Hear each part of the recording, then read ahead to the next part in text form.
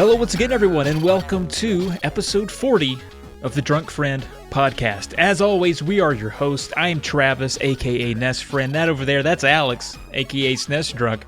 And, man, how are things going, Alex? You're sleeping all the time like an old man. You're, can't get a hold of you half the time. I am an old man, so, yeah, for whatever reason, there's something in the water. I've been taking, I managed to pull off the rare 2 naps in one day feat. So, achievement unlocked on that one. My child hasn't even done that. That's insane. I don't know. It's something in the water or something in the air. I'm just really sleepy lately. I'm still drinking coffee. You don't think that new house has a monoxide leak, do you? Well, fingers crossed. Indeed. So what are you up to? I'm in 1996 right now. I don't know if you've heard.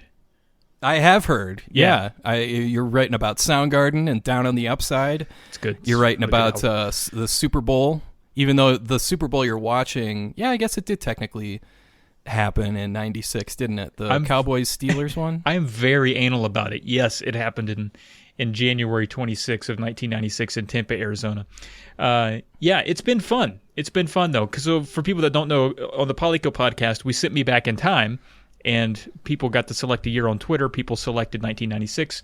I went back to 1996. I can only read, watch, play, consume entertainment that came out in the year of 1996, and it has been quite fun. I'm going to go in deeper on the other podcast, but I'm liking it, Alex. I got to say, it's a pretty good year. I want to know, though, for you in 1996, what's Alex like? He's what are you, 12, 13? What's going on?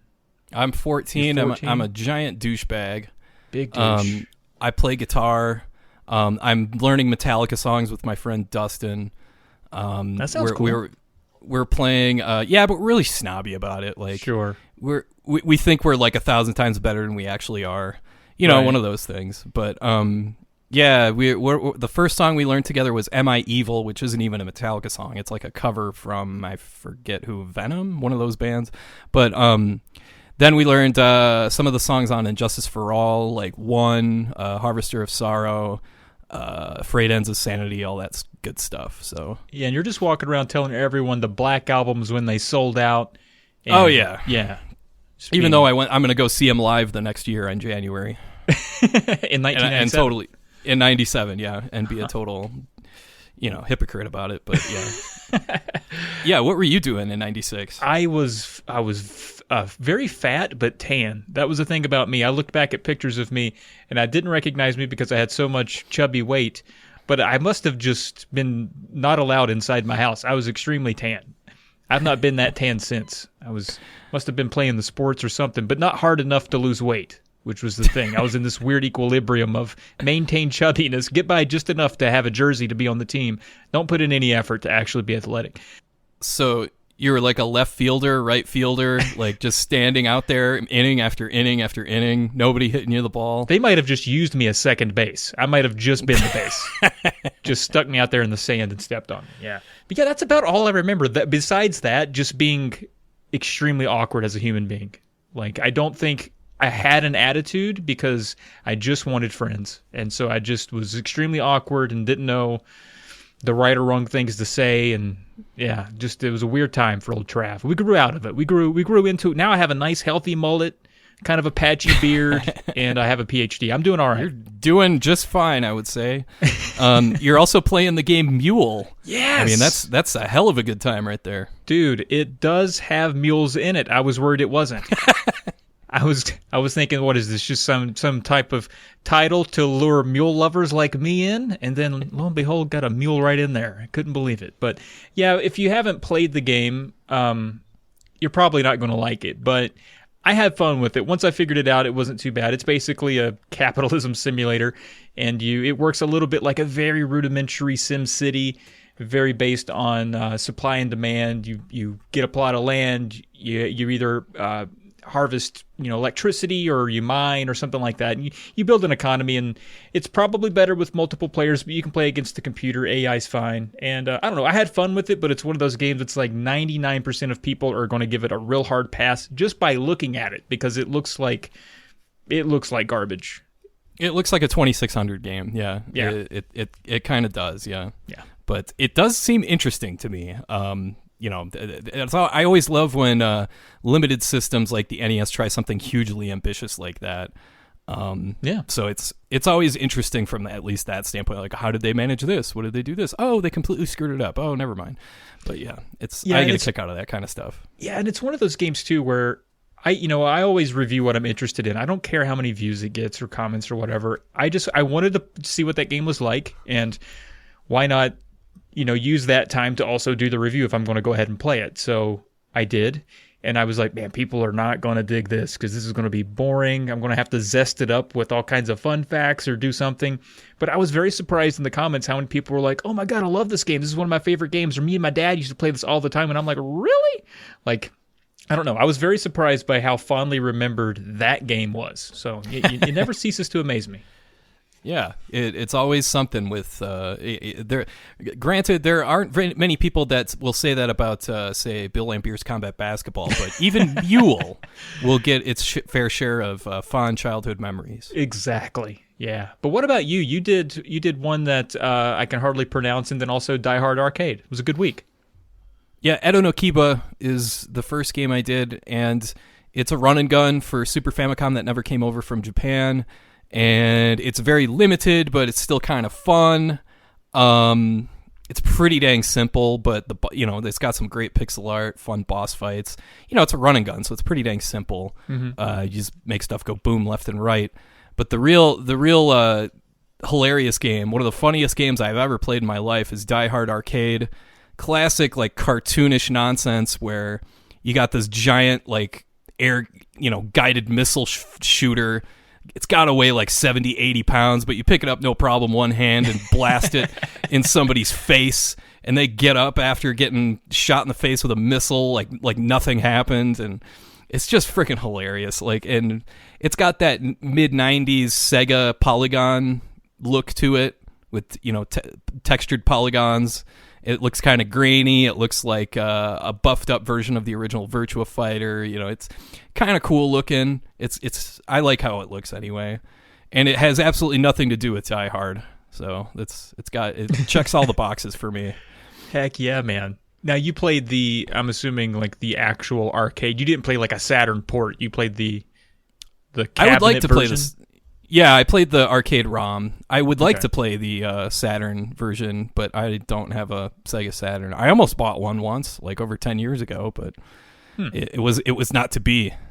Yeah, I was looking at the character model for who's supposed to be Bruce Willis here, and it's like a mix between like Bruce Campbell and Michael Rappaport for some reason. Like, it doesn't look anything. Michael Rappaport. Doesn't look anything like Bruce Willis. That's a deep dig.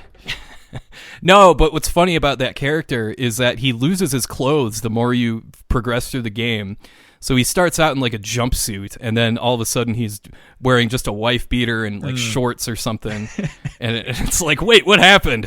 What is he, this guy William Shatner from original Star Trek? It's like, he slowly turns into Lara Croft. Like, what the hell? Okay. We got some emails. We do indeed. Oh, I'll go first here. We got one from Robert Auguste de Meyer. I think that's how he told us. That's how you say it, right? August de Meyer, I think. I think it's just like August the month. August. I think. The month. I don't know. Okay, got you. Did I say Auguste? Did I flare it up? I think you said Auguste. Yeah, you gave it that white guy flair. Why did I do that? It's because it's fun. I'm sorry, Robert. Anyway, he says... Robert August de Meyer, yeah. He says, howdy, drunk buddies. That's us. He says, I'm still enjoying your casts. They're great to listen to while playing boring AAA games I have a hard time concentrating on. Now, I hate to ask something the two of you might end up debating for an hour, but I actually would love that. So I'm going to ask it anyway. If you, both alone or together, were on a desert island and stuck with either all the sports games on the Genesis or all the sports games on the Super Nintendo, which would you choose? Super Nintendo. You would? No hesitation. No hesitation. I would regret missing out on Mutant League Football, Mutant League Hockey. But the NHL games, once you get to 96 on Super Nintendo, they're close enough to being as good as the Genesis games that I wouldn't feel like I'm missing out on that much. Plus, I'd get Griffey Baseball, so it's an easy call. Easy call for you. I'm going to have to go opposite here. I'm going to have to say the Genesis, mainly because that's most of my sports gaming history was on the Genesis. So whether it's a good choice or not, my nostalgia is going to back me up 100%. And what games in particular? Dude, I don't even know if they're good, but I played doesn't matter. a whole 162 game season of Sports Talk Baseball from 1991 on the Sega Genesis when I was a kid.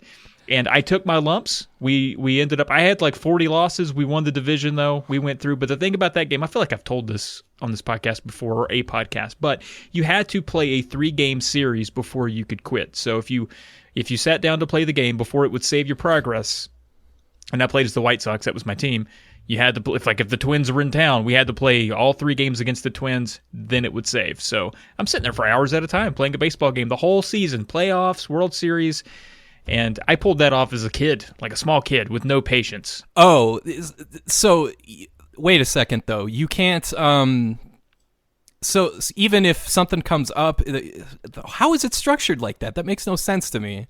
Yeah, it's weird. You can only access the save every 3 games. Yeah, you have to play like 3 games at once or it wouldn't save. I mean, I could be misremembering it, and I could have just been a really stupid 8-year-old, but we pulled it off, man. That sounds like something a petty developer would, in fact, do, in case of, rentals and all that sort of stuff. But how long did that usually take you to play 3 games? How long is each game? It was probably not as long as I'm thinking it was. Maybe like 45 minutes to an hour to play 3 games. But that's still a lot of games. You playing a 162-game season, plus the playoffs. Yeah. Yeah, I did kind of figure out a way to cheese the game a little bit too. Like if I could get a guy stuck between second and third, I could always kind of tease him into getting caught in a rundown and get him out or something like that. I kind of remember that, but so 162 divided by 3 is 54. So you had at least 54 sessions where you sat down and played 3 games at once. Yeah. Pretty impressive for a little kid. Yeah, like this wasn't like a very focused adult set on a goal. This was a 9 or 10-year-old that I guess aren't known for their let's complete a whole season of baseball reputation. What else did you have? You had to have had. Did you have the Joe Montana Sports Talk Football? Had Joe Montana. Actually, I played a lot of games that split the console, like the NFL quarterback clubs. The ones that were on both, your Madden stuff. But yeah, I played a lot of the Joe Montana's NBA Jams. But again, a lot of those go both systems. But I only had the Genesis, and that's where I played a bulk of my sports games.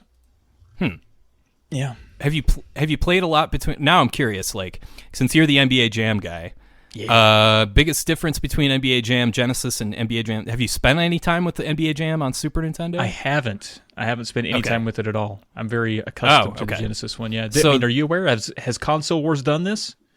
I don't think so. That's why I have to ask you. But I'm guessing the biggest differences are in the probably just the controller, like whatever you prefer to use. Probably, yeah. There's probably some sound differences, like the voices might be a little more muddled on Genesis. I mean, I'm looking at screenshots, and it looks the same to me. So it's probably pretty close to the same. You're just trying to pick fights over there with your Super Nintendo. Well, that's what our friend Robert wants, is just an hour-long fight. Like it's like They Live times 30. I will say the Super Nintendo has better sports games than the NES. Does it, though? I'm thinking. Okay, next we got John writing in. He says, "Dear Drunk Friends, recently I was playing the 3DS version of Dragon Quest VII. The party talked to an old man at a bar. His dialogue consisted of mumble, mumble, mumble. So, do you think this could be the best drunk old man dialogue ever?" Has to be, right? Oh, it's got to be. Yeah, I mean, it's succinct, yet it expresses a lot. Mm-hmm. Gets a lot across. It gets across the fact that he's drunk, so drunk that he's got the hiccups, which is hard to do with just dialogue. Yeah. I'm trying to think of who else would be in that category. I'm sure there's a drunk guy in Chrono Trigger. I just can't remember what time frame he's in. It's like anytime you go into one of those RPG taverns, there's always the lonely people in the tavern that are drinking, and they just sort of declare that they're the drunk. They don't really act drunk. They're just like, I'm drunk. And you're like, okay, I got you. So this guy definitely putting in the effort to show it without saying it. There are instances where I name my character drunk, and he says some ridiculous things. Like I especially love the beginning of the first Uncharted Waters game for Super Nintendo, and the guy, it's all you see is a picture of his face, and then the dialogue, dramatically scrolls by, and the first sentence is, "I am drunk." It's supposed to say, your name, and it's just, "I am drunk," and you can't help but laugh at that. And they're like, "Hello, drunk." It's like you're at an AA meeting. Like, welcome. Yes. John also asks, is there a video game location where you would like to live? I think I'm going to cheat this one because I really want to go to Japan, and I played the Yakuza series not long ago, and I know that's not like a one-for-one Japan, but it made Japan seem pretty damn fun. So I'm going to say I just want to live in the Yakuza universe because it seems fun. You can get in street fights and hit people with all kinds of, you hit them with a moped, and it's okay. It's pretty acceptable. So. That's pretty cool. I will say I was lucky enough to tag along with someone to Japan in 2010. Whoa. And it's as close to being on a different planet while still being on this planet. It's very strange. The social customs there are very different, and they enforce them pretty aggressively. It's pretty weird, but I don't blame you for wanting to go. I really want to go back. So, but we should go on tour. DrunkFriend on tour, Japan. Oh, hell yeah, baby, yeah. Hell yeah. We just need someone to speak Japanese. Yeah, and something to do while we're there. I guess just a podcast. I don't know. Oh yeah, I might want to think of that too.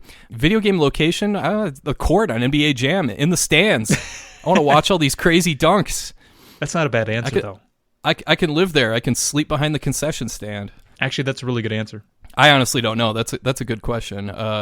It's easy to say some like fantasy location, like 12,000 BC in Chrono Trigger, or like Gold City in Secret of Mana, or something like that, or Santa Claus's house in Secret of Mana, which is one of the weirdest things in any game ever. But yeah, well, I want to be in the stands in NBA Jam.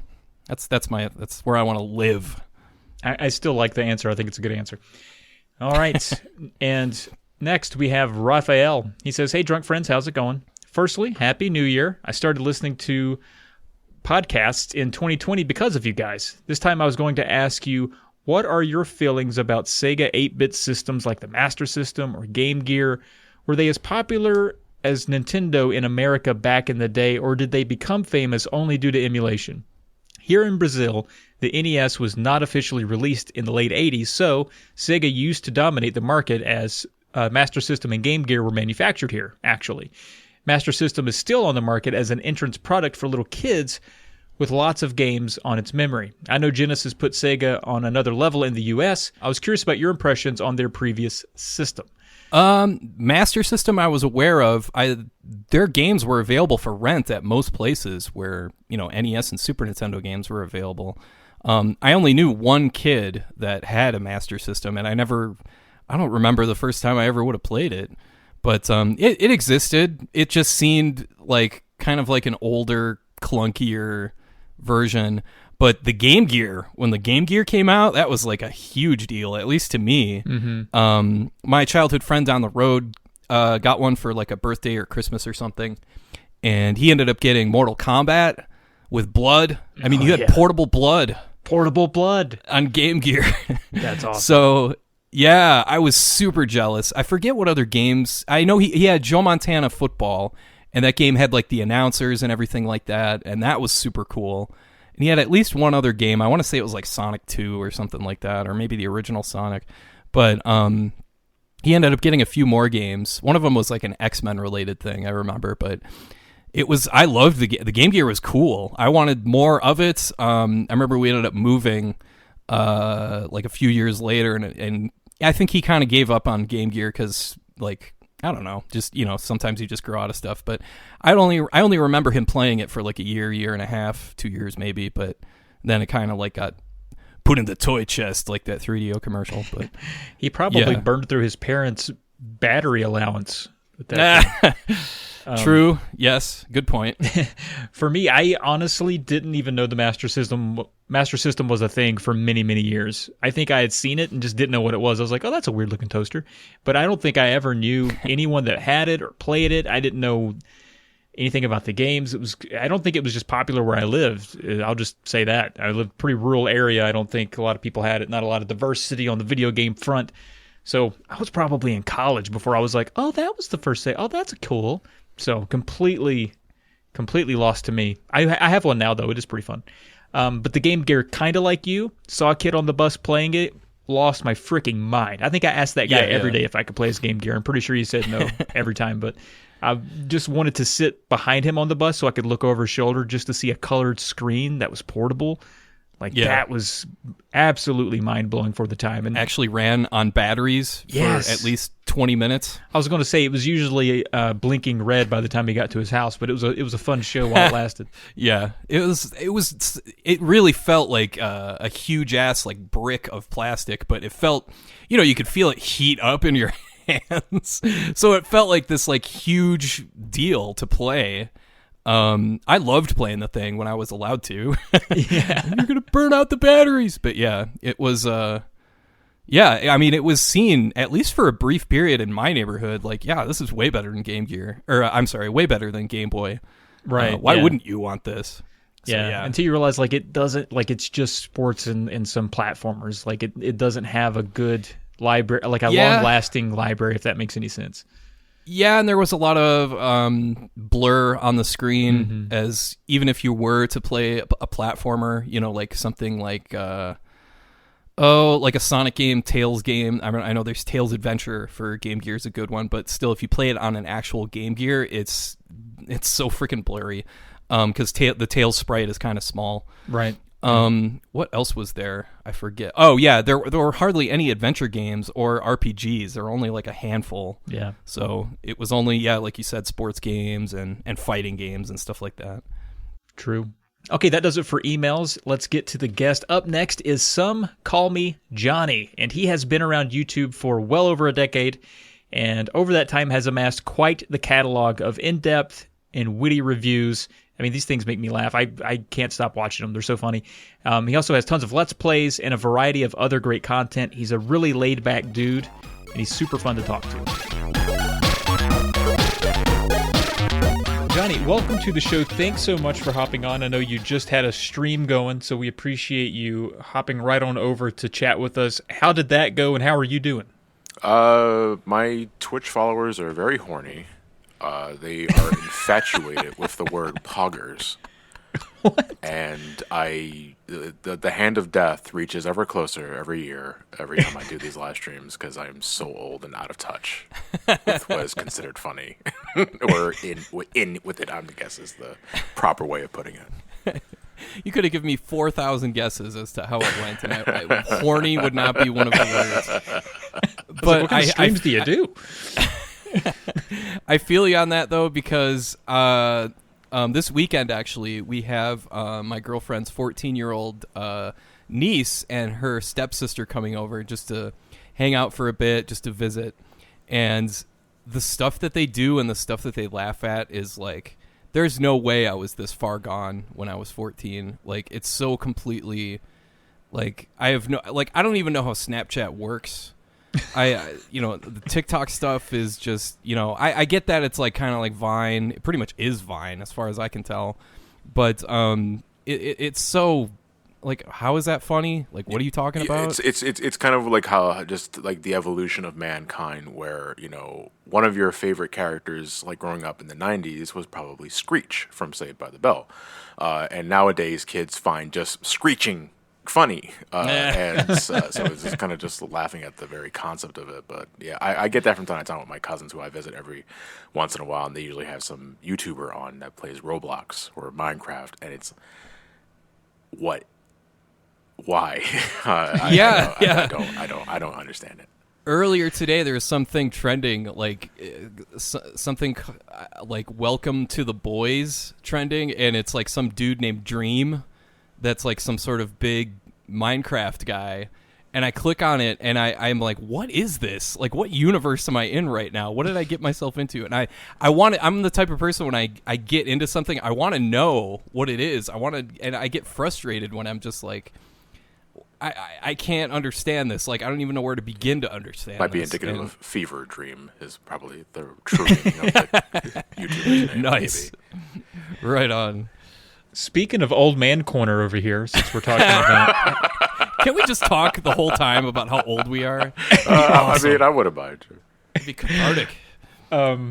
We've obviously done our homework on your channel. It's somehow you've only come on my radar through this beginning this interview, and I'm perplexed by that because you've been on YouTube forever, it seems. And as it goes, I always sort oldest to newest and look back at the old days, see where you came from, and it's very interesting to see that old school YouTube. At what point did you? I mean, it's documented here in your videos, but sort of, can you talk us through like when you were like, oh, I kind of just want to focus on reviewing video games on YouTube. That seems like a good idea. So around 2008, I was between jobs, and I was about a year in the Art Institute of Philadelphia because I spent about 2 years in a liberal arts college, and I took every art course available, and all that was left is gen eds, which I did not care about at all. Oh yeah. So I ended up leaving early. It was the biggest waste of money I ever did in my life. So I went back home to Philadelphia, and I started attending the Art Institute. But I was in a really bad spot, like mentally, you could say, because I didn't have a job. I started to have to pay my college bills back, and no money. What am I going to do about that? And I was making peanuts with unemployment checks. So normally when I am low, I guess you could say, I start to get a little creative. And on the side, I like to draw. I like to fill up sketchbooks with concept arts. But this time I decided to take a gander at video making because around this time I was a really big fan of James Rolfe, the Angry Video Game Nerd. And I can say Doug Walker before the whole Channel Awesome thing happened. Sure, and, yeah. I really liked what they did, and I was a big fan of video games. Like, they were just having fun, just talking about, bad games or what have you, or just being in character. And I figured, I think I can do that. And at first, I tried. And that's the one thing that I guess I cringe the most looking at my oldest videos, because I pretty much like a Hispanic AVGN ripoff. But you learn from that sort of thing. That's why I'm not entirely embarrassed by it, because you learn from that sort of thing. And then after a couple of years, I just started to mellow out. And then I just all right, let me stop trying to be funny and just talk about the game in question. Like, is it good? Is it bad? I don't want to waste your time too much with this. And one thing led to another, and 10 years later, I got a sizable base, a lot of support from family and friends and what I do. I'm very grateful for that opportunity. And I don't plan on stopping to the day I die. So I'm willing to keep the show going. Nice. That's one thing that makes your channel stand out, is the family that you keep involved. Whether it's your brother, your uncle. It's really honestly kind of refreshing, as opposed to just like, oh yeah, here's this dude and he's with this dude and they're the dudes. It's like the it's always some gimmick, whereas your gimmick isn't a gimmick. It just seems real. Yeah. And so it sounds like that came about organically. I really only slightly exaggerate myself on the screen because I really don't feel a need to play a character that much. And the family dynamic does make things a little more down to earth. When I do have my family on at times, like my brother Elliot is probably the biggest pull because he's been with me doing this for as long as I've been doing it. It's just relaxing to do. That's why I love doing it. Sure. Yeah, and because the channel has been around for as long as it has, what changes stand out to you over the years, not just in your own videos maybe, but maybe in terms of YouTube? How's the audience changed, or the way that you interact with the audience? Have you seen things like that take place over time? For me specifically, the only thing that really changes is, I guess, the demand of certain franchises or certain topics that I want to cover in video games. Because besides that, no, my audience has remained relatively the same. But at the same time, I'm not really big on analytics and demographics. For the most part, I'm still treating YouTube as I did since 2008, which in a way is probably why I'm not as big as other YouTubers out there who have such a substantial amount of growth because they got their finger on the pulse of today's generation. While me, on the other hand, is like, okay, video done, upload video, put sponsor here, I'm done for today, And most of the time when I'm interacting with someone in the comments section, or nowadays I'm interacting with my audience via Twitch live streams because I find that it's way more efficient to keep in touch with them. No, it's basically the same sort of vibes I've been getting since the beginning. Only just in a greater amount, as opposed like we'll start with like maybe the same 5 or 6 fans, and now it's like the same 50 or 60 that will do everything to show support for the channel, and I can't be grateful enough for that. Sure. Right on. Yeah, I was gonna say you're clearly a really talented dude that doesn't specify in one particular creative area. Like you have a video on your channel showing off storyboard concept ideas for a Metroid movie, and we're gonna get to that in a little bit. But what other ideas are lurking that you haven't had a chance to throw out there yet? There are so many cartoons that I've wanted to make for years that I don't have the time for because I do everything myself. Like I am basically a one-man show. I've only recently started getting an editor for some of my side projects when I can afford it because, got to make sure they get paid and all that. But most of the time, it's basically cartoon driven because, again, I went to the Honor Institute of Philadelphia. I got a bachelor's in media arts and animation. I want to put that to use somewhere besides like just drawing to myself and all, because I can do that without a degree. Like I want to express myself creatively in that fashion. At the same time, though, I love doing the video game reviews too, and I have a dedicated base for that, and I don't want to stop that anytime soon. I want to be able to find the time later down the road to be able to work on those things that I want to express via animation or just illustration in general. In fact, one of the things that I'm going to be trying to do sometime this year is start doing art streams because I've got requests for those all the time because people like my drawings, and every once in a while like I'll put out a doodle on Twitter and it's like, oh, I forgot you were an artist. I was like, man, I hate hearing that because I like to draw, but I just don't have the time for it. That's really interesting. We've had a couple artists on the show actually, and one guy in particular who paints NES game landscapes, or I guess he calls them NES-scapes. So he takes like an image from the game and then brings it to life sort of with a Bob Ross aesthetic, making it appear more realistic. So, and he has a pretty decent and growing audience because of that. So art streams are definitely something that people are looking for, and I think that would be really cool. You should definitely do that. Oh yeah, I'm gonna try. Yeah, that's the Renaissance. He was on our show a while back, but I wanted to ask you, since you seem pretty down about your school experience, and I certainly don't blame you for that because I went through a similar deal, but still, do you feel like you still could have done the YouTube thing? I could have done the YouTube thing without it. Without the degree? Yeah. Yeah, it's pretty much what I'm getting I'm at. always hesitant nowadays because every once in a while I'll get some young up-and-comer asking me like for college advice or art school advice, and there's a big part of me that says everything you can learn that I learned is a tutorial on YouTube or Skillshare. You don't need to invest, especially in America. You do not need to spend thousands of dollars on something that you can easily learn in 10-15 minutes on a YouTube Oh video. yeah, there's tutorials for everything. No, I'm happy for the experience I've gotten, like no doubt, but it didn't need to cost that much money. I really do think we're starting to see that change, though, especially as prices for tuition do not ever stop going up, and kids are starting to see older folks that have gone through that same experience. Like there's not any return on your investment here. This isn't working, and plus, just like you said, nowadays there's just so much out there to teach yourself if you're just willing to learn.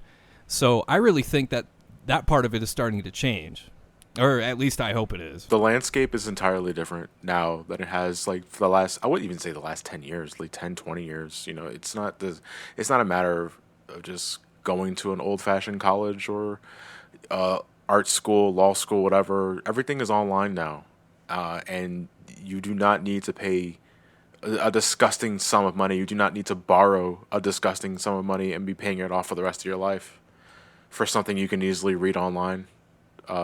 And I mean, not everybody has the knack to self-learn or self-teach themselves.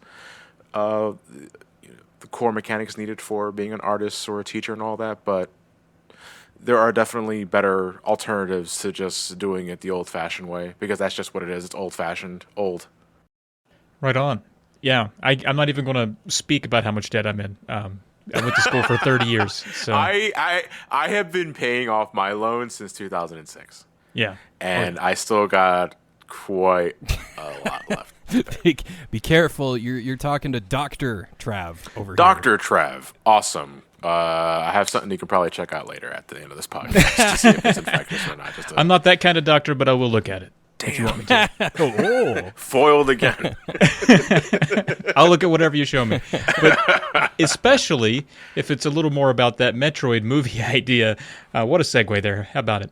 That you have pitched there about a year ago. There was maybe a couple videos about it.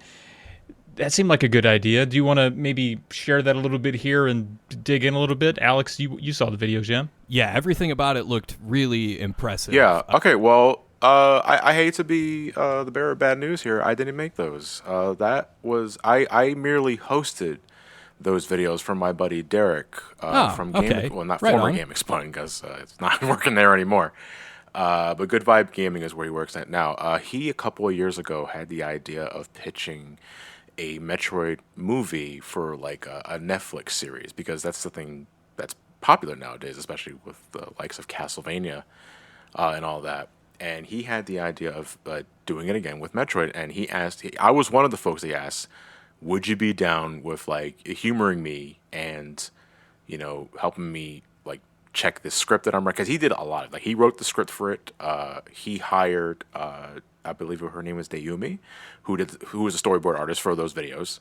And we did a crowdfunding campaign to raise money for it to make sure she got paid. We raised like over $4,000 because she had to draw over like 100 and something storyboards for it. But she does phenomenal work. Commission her if you get the chance. But most of like 95% of the work, it was on Derek's end. I just helped touch up the script because I'm a really big Metroid nut, and it was myself, it was my uncle, because he's also a big Metroid nut, and my girlfriend Nora, because she's an English major. So while I did have a hand in it, 95% of it was Derek. So that all credit goes to him and Dayumi for the storyboards. I merely hosted it on my channel because backstage politics behind the scenes involving his other channel, they didn't want anything to do with it. Yeah, that's the freaking worst. Yeah, I know. Ugh. It's stupid. But I offered to host it on my channel because we can give us some sort of foundation. And I'm just happy it was a thing at all, because I was smiling like a 5-year-old just watching the entire thing in action. It was like, this could work. Like, I'm not ever sure if this will ever get picked up by Nintendo. If not outright, just cease and desist. That's probably the logical answer to that answer. But I was a little kid watching that project in motion. But at the same time, it was also very inspiring, because after witnessing that, I was like, man, we're going back into like the creative projects that I want to do when I have the time.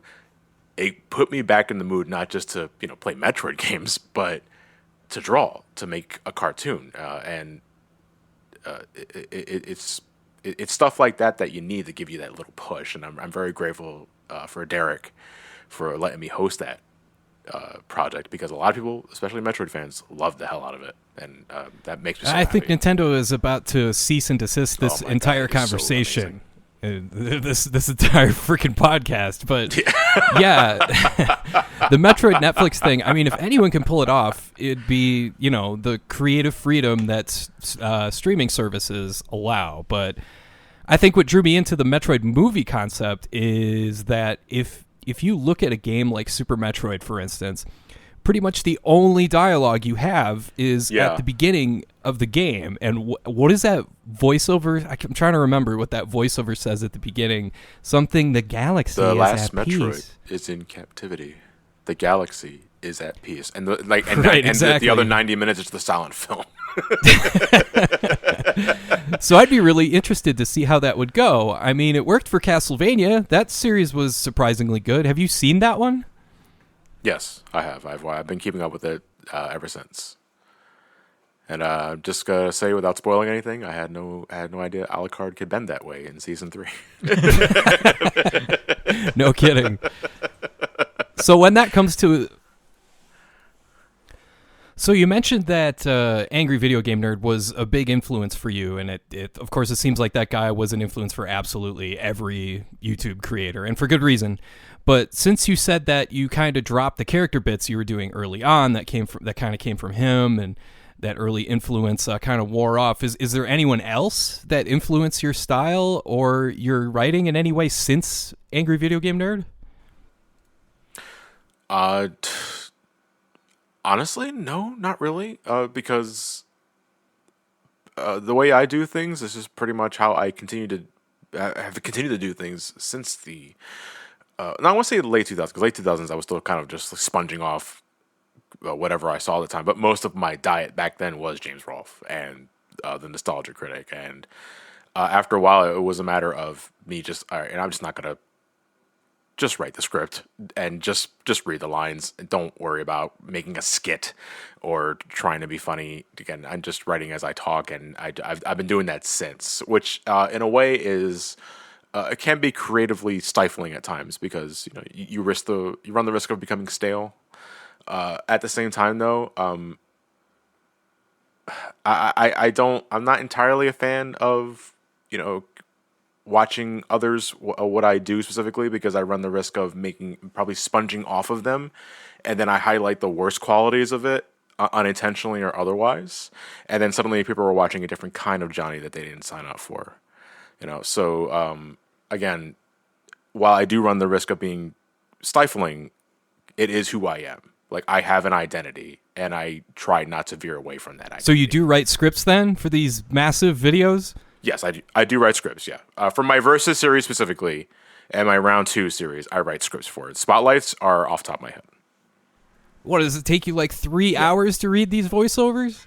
Yeah, well, yeah. After like 3 hours of editing, because you're not hearing all the dead air, all the stuttering, like all the repeated lines. Like it's kind of a mess.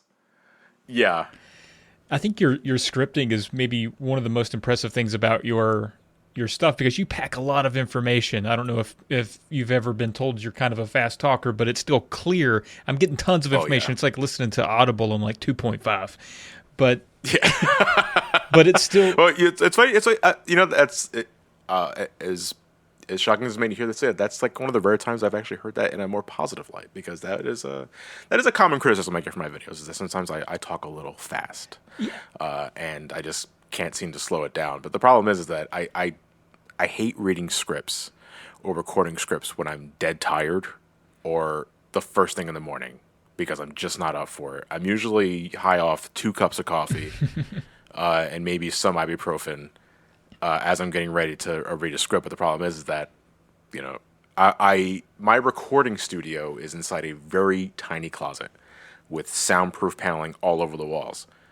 It's great for noise cancellation. It gets hot real fast. Yikes. That would And suck. I just want to get the hell out. So sometimes I speed it up. It's like, okay, if I speed it up, then that's less time spent in here, and it's more time I can go back outside. Where's my towel? Because I am sweating buckets. But sometimes I got to learn to, just take it easy. Take a Xanax and, read the script. Like, just slowly. Take your time. I think it's a good speed. I wasn't going to criticize it a bit. I actually like it, because I was going to get to like your level of research and your astuteness to all of the things that you call out in your reviews is pretty impressive. In watching a number of them, I'm like, wow, I would have never thought to look at that. Or you take the time to compare an older version of a game to a new version of the game. I'm assuming that you going out and to get the footage of all of those little pieces and then piecing all of that together. And so I think it's really clever how it's all put together, and your scripting is really impressive. Even though, like you said, you're saying it fast, it's still really good. And you mentioned that your wife was an English major and she offered Girlfriend. help on. I'm not married. Oh, I'm sorry. Whoops. My apologies. I didn't mean to jump ahead. Wait, what happened? I'm sorry, Nora. I'm sorry. Sorry, your girlfriend has an English background, and she critiqued the script of the Metroid movie. Does she ever review your scripts, or has she ever in the past given you tips and pointers? No. No. Okay. Does she care about? Does she on what you do? She has offered before, and I have toyed with the idea. I am very, very self-conscious about my writing. Like, I write how I talk when I have time to gather my thoughts anyway. And basically what's on the paper makes sense to me. And that is enough. But I feel there are times where, all right, John, you're pushing your mid-30s. You could probably extend your vocabulary a little bit. Maybe you should consider giving it to Nora or somebody to give it a rewrite or a once-over. See what you can do. But it's like, nah, I'm all right. I'll just say the F word 3 more times here to emphasize what I'm saying here. I have thought of it, though, and maybe I'll consider it later for something a little different. But no, for the most part, I'm very self-conscious about my writing. For my writing only, because, as an artist who does draw and doodle and puts his work out there from time to time, obviously I'm opening my heart and soul to those that are want to see that kind of stuff, and whatever they have to say. But for the script specifically, no, all you're getting is just my recording of it and not the writing itself. Well, yeah, I think that's great. I mean, I think Alex also is the type of person to write a script like he's just talking to someone, and that's how you talk. And I think that's perfect. And I'm wondering, too, because you are really funny in your videos. Yeah, there were a couple of times I watched the Castlevania one today, one of the ones where you did Haunted Castle, and I was laughing my ass off. I thought that was hilarious. But there's so many little funny moments in there, and sometimes I find that stuff's a little bit hard to script because you have to, you might think of it in your head and it comes into your brain kind of funny, but then when you actually repeat it out to a microphone, it's like, well, I didn't emphasize that right. Are you doing a lot of different takes and over, or you're in that hot closet just winging it? Constantly doing different takes with different enunciations, which is funny because, to use the Haunted Castle video as an example, that video I think is barely 12 minutes long, I want to say. Something around that ballpark figure. Yeah, the raw audio for that, if I remember correctly, was about an hour and a half long. Whoa. Because, I do lots of different takes for individual lines, paragraphs, because sometimes I like to string sentences together without really breaking anything, but I'll emphasize words here differently. I'll enunciate the wrong word sometimes, and I catch myself doing that. Or the really fun ones where I don't catch myself, I'm out of the recording closet, I'm compositing the audio, I realize I didn't catch myself saying that. All right, I have to get back up and re-record that line back in the Dutch oven. Those are really fun. And then it always sounds a little bit different. Like you didn't have the right amount of phlegm in your throat when you came back in there. Now you sound like that always happens to me when I have to re-record things. I'm like, why do I sound different on Tuesdays than Thursdays? I don't understand it. But yeah, it's all impressive stuff. So all of that stuff that you're editing, those longer scripts, I'm sure your scripts are much, much longer than anything that I've ever done for my little 5-minute videos. And all of the footage and all these things, just take, for example, maybe one of your Versus videos, just an average one. How long does it take stem to stern for you to put all of that together? Stem to stern? Yeah, what did I say? Stern to stem? I like that. I might be stealing that. I say that all the time. Is that not a thing people say? I think that's like an old shipping term or something, like an old stem to stern. What does that mean? From bottom to stem top. to stern.com. I think it's just the full length of a ship or a boat. I've never even been on a boat. I don't know where I would get that turn of phrase. Well, you said stem. I thought of a flower, a flower started from a seed and then blooms into a. There you go. Reading a lot of Horatio Hornblower over there, or what? Anyway. All right. So, assuming it's not a really long game like MGS5 Phantom Pain, which is 50 plus hours, Yikes. The general time frame it takes for me from recording the game, taking the notes down, writing the script, and editing the video, it usually takes me about, on a good pace, 5 to 6 days. That's including everything else I have to do for the rest of that week. But generally, it's 5 to 6 days it usually takes me to make a versus video. If the game is of a decent length, I'm talking at most 12, 15 hours. Gotcha. But if it's like an RPG or anything like that, double that length, because that's a lot of playtime. And it's always the suckiest thing about it, I can say now, is recording a part of the game, spending too long on a part of the game for something you know you're only going to spend 15 seconds on in the video. Yep. And it sucks, but you deal with it. Maybe later down the road you can learn to compromise or consolidate so that you don't have to keep doing that just for the sake of time management. But most of the time it's inevitable. It's an inevitability. And you just gotta go through with it. I always love referencing this because it's Pam, and I love bringing her up here because I don't know, it's become a thing now. Cannot Be Tamed, Pam. What game was it? It was like one of the it was Suikoden games. Yeah, one of those. Yeah. And she had like 98 gigs of footage on something on just like battles alone, or I forget what the whole thing was. It was absurd. And I like referencing that because I like bringing up Pam on this podcast for some reason. I brought her up out of nowhere like a couple episodes ago. Yeah. Anyway, but that's a good question for you, Johnny. Are you recording like 100% of your playthroughs for the sake of your channel? It depends on the game. Most of the time, no. Because, again, I find there are things that I can talk about. There are some things I don't have to talk about, just for the sake of recommending a game on a very general level. You know, I'm no Gerard the completionist, who that's his entire gimmick. And, like, I have nothing. Like, he's a sweetheart, don't get me wrong. He wears his heart in his sleeve. He is one of the nicest men I've ever met in my life. But that sounds exhausting. Like, absolutely sounds exhausting. And he does all kinds of different games of all different genres.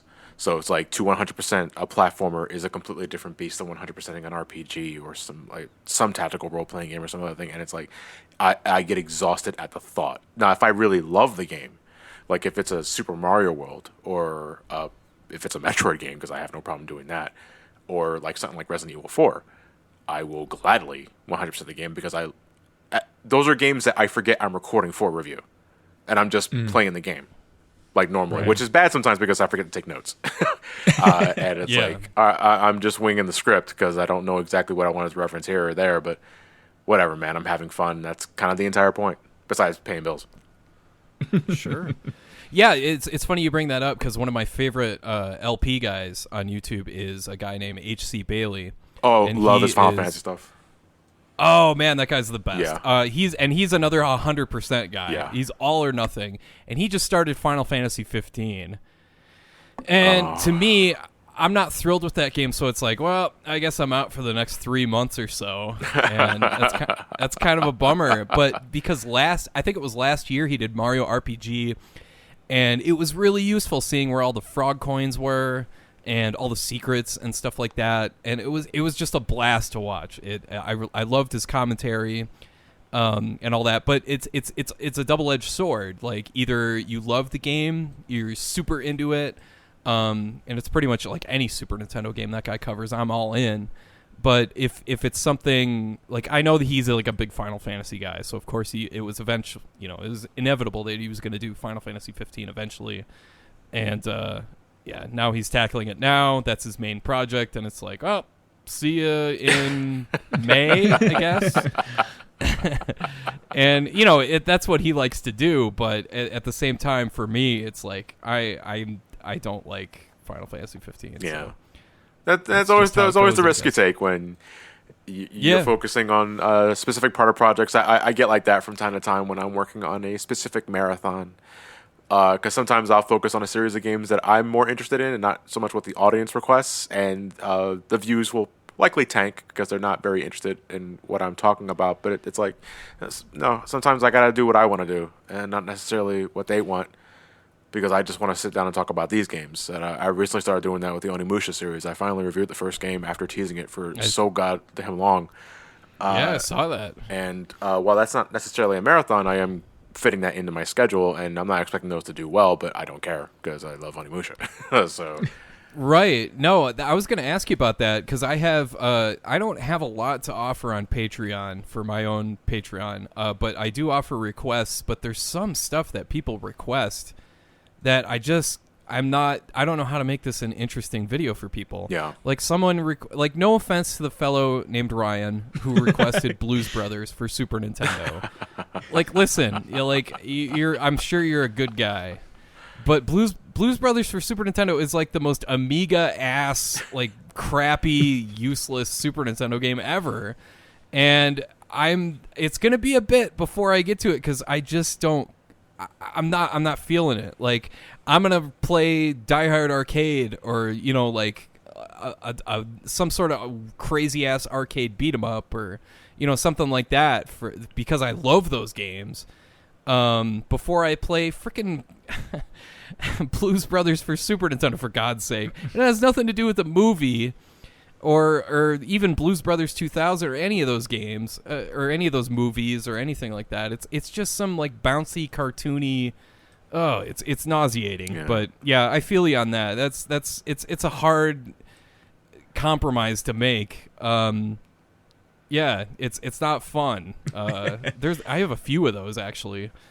Is there a game, Johnny, that people or franchise people are always begging you to review that you're kind of holding off on? it was for the longest time until last year. It was Kirby, the Kirby series, which is so strange because that random. was one of my worst performing marathons ever. In terms of just like, I mean, there were a few kickers here and there. Like I think the Superstar Ultra video did really well, and that's fine, And the first Kirby video did well because the first videos of the marathon always tend to have the best results because it's the first video of the series, and people generally judge the rest of the marathon based on their enjoyment of the first episode, and that's fine. But in terms of like all the other videos, they tanked pretty hard, and it's like, what do you guys want from me? Because you guys wanted this for so long. And I got no problem talking about Kirby's a really simple series. Maybe that's why. Maybe it's because it's a simple series. You know exactly what you're getting with Kirby, so don't really have to waste too much of your time telling you why you should or shouldn't play this game. I think that's where the phrase vocal minority comes from. Because I had the same deal. It's funny you say that. I remember it was right when we moved from my crappy-ass apartment to we started renting a house. This would have been like July 2015. And I started working on, I was like, okay, this is going to be Kirby month. I'm gonna play through Kirby Superstar, Kirby's Dream Land 3, Kirby's Dream Land 2, and like I'll cover the Game Boy stuff. I'm gonna talk about all this Kirby stuff, and it's gonna be great. And nobody cared. It got like such crap like response, and I really think it's just Kirby. There's I don't know what it is about Kirby. He's just not an appealing character. He's just a puffball with little kind of tiny little flaps. The vacuum he's of a all pillowcase interest. full of farts. Not only does he vacuum powers, Yeah. he vacuums interest. There you go. Very nice. Excellent. Yeah, I think that's about all we have to ask, unless you have something else, Alex. I really appreciate you hanging out with us, Johnny. You're very interesting, and I feel like I have to apologize to you. I don't know why the universe kept you away from me, but now that I'm subscribed, I'm planning to plow through a bunch of these. Well, I do want to take this time to thank you guys for one very specific thing. I know it's going to sound probably a little odd, but about a month ago, on a whim, because YouTube's recommendation page is a cesspool, an absolute cesspool. But every once in a while, I'll get a diamond in the rough. And I ran into your 3 hours of relaxing Super Nintendo music collage. And the first track of that was Waterworld, the map music. That was the first time I ever heard. I didn't know Waterworld had an SNES game. So that was kind of interesting to learn. But that was my first exposure to Dean Evans, who I've since followed religiously since then, because I absolutely love his music. He does phenomenal soundtracks, and I have you guys to thank for that. So right on. Thank you guys for unintentionally or otherwise exposing me to the work of Dean Evans, because that is a phenomenal composer. Oh yeah, the rest of the soundtrack is just as good as that first track on that compilation. The guy knew. There's something about it where he knew the secrets or something like that. Like he just knew what to do. Because I swear, when you play that game, you get to the menu of that game, and you just sit there like, oh my god, this is the most intense menu I've ever been in my life. I love that guy's got such a great ear for melody and for sonic stuff, stuff that sounds good on through that system and all that sort of stuff. So, absolutely. So yeah, I do have to press you on one thing though.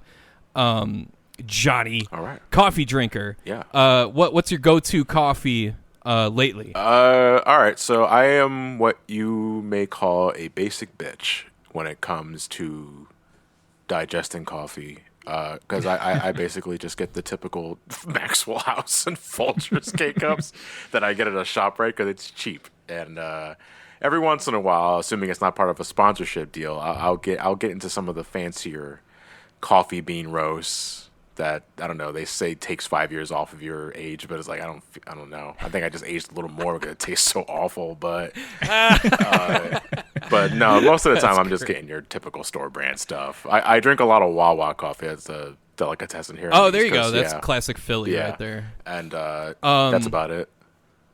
So I need to know your coffee setup though. Are you going just like a Mr. Coffee with the classic like coffee filter thing? You just dump a bunch of Folgers in there? Nah, I used to be all over the standard like coffee filter with the pot and all that because there's something very relaxing with getting up in the crack ass of dawn and like setting a pot up and then you're forgetting to leave it on and you burn it for the rest of the morning. But no, for the last several years I've been all K-Cups because they're super convenient that's generally how I drink my coffee now. I'm telling you, the sampler pack of K-Cups on Amazon.com you get like 64 of them, and I think it's like $30 or something like sampler, that. 64. Yeah, jeez. I swear, you get like 5 of every something. You get like 6 or 7 of. You get these crazy brands you'll never hear of in a million years, and they're all freaking delicious. I never heard of roach piss. I think I'll pop roach piss in today. It's not bad. Yeah. I kind of got burnt out on the whole Keurig's thing. I'm back to pot coffee. It's funny how that works because I was like, no, we can't get rid of the Keurig yet. I'm sure I'll come back to it, but I'm back to just like basic bitch like coffee filter, like buy some grounds and throw them in there. Maxwell House is my go-to. It's like my Miller Lite of coffee. So for some reason that one's like less acidic to me, and it upsets me less, and it feels good going down. It's a little smoother. I can't do Folgers. Folgers just does not work for me at all. Folgers has a richer taste, but it does make my teeth hurt after a while. And that might be more of my dental hygiene, sure, but it's just easier to blame Folgers. So my teeth hurt, my bones are cold, I can't feel my toes. But I'm wide awake. I'm ready to start my day and float the script another hour and a half. It's worth it. Right on, man. Hey, we really appreciate you coming on. You've been great. It's really nice to hear. I think that's the appeal of your YouTube channel is that you're just a regular dude, and you write how you talk, and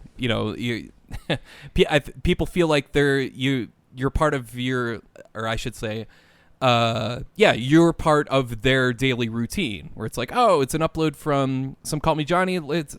I'm gonna hang out with this guy for a little bit, and that's how we feel right now. Like, hey, we get to hang out with this guy for a little bit, and it was our pleasure. I deeply appreciate that. That's always very heartwarming to hear because, yeah, man, I mean, as long as I got a proper heads up and this goes for anything, I don't mind shooting the shit for like an hour or two. Not 3. That's too much. But 3 is too much. Generally, for that sort of time, yeah, man, it's all relaxing to me. It's just conversation, and that's like the spice of life. Talking shop. All right. Yeah, and coffee. and coffee. And Folgers and Maxwell House. All right, that's been another Drunk Friend podcast. As always, you can reach out to us with any questions or comments at drunkfriendpodcast@gmail.com. We'll respond or read it here eventually. Please head over to the newly minted polymedianetwork.com. Big shout out to my pal Ryan Bradley, who's part of the Discord. He came up with the new logo, and it looks great. And so Polymedia Network is where you can go if you want to hear more podcasts like this one, PD's Power Hour, Tales of the Lesser Medium, Polykill, Off Kilter, Indie Quest, and more. Also, polykill.com will still get you there, but that's, whatever. It's up to you. Pick one.